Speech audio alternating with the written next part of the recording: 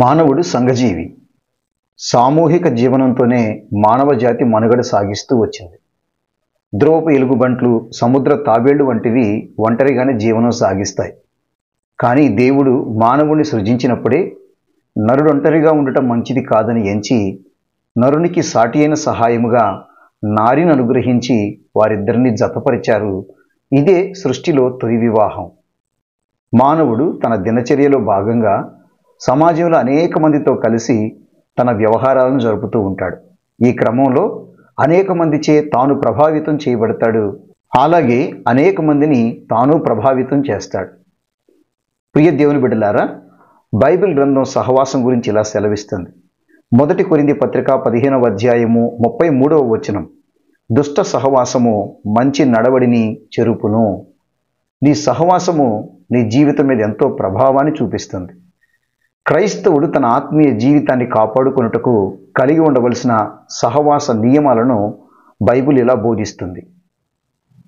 సామెతల గ్రంథంలో ఉన్న అనేక వచనాలు ఇలా సెలవిస్తున్నాయి.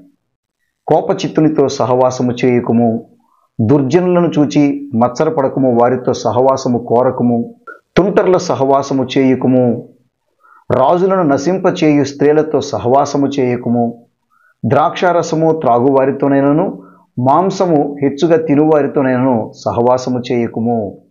ప్రియ దేవుని బిడ్డలారా, దుష్క్రియలు చేయువారి సహవాసంలో పాడైపోవటాన్ని గురించి హెచ్చరిస్తున్న బైబిలే మంచివారి సహవాసంలో మనం ఎలా వర్ధిల్లుతామో కూడా మనకు సూచిస్తుంది.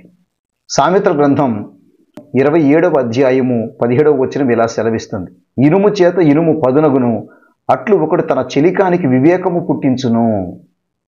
మంచి కుటుంబ జీవనానికి గుణము కలిగిన భార్య సహవాసము ఎంత ముఖ్యమో, చక్కని వ్యక్తిత్వ ఎదుగుదలకు మంచి గుణలక్షణములు కలిగిన స్నేహితుని సహవాసం కూడా అంతే ముఖ్యం. అన్నిటికీ మించి నిన్ను నన్ను సృజించిన సృష్టికర్తయగు దేవుని సహవాసము మరి ముఖ్యం.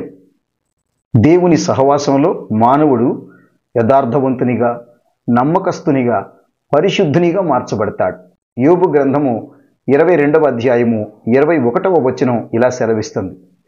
ఆయనతో అనగా దేవునితో సహవాసము చేసిన ఎడల నీకు సమాధానము కలుగును, అలాగున నీకు మేలు కలుగును.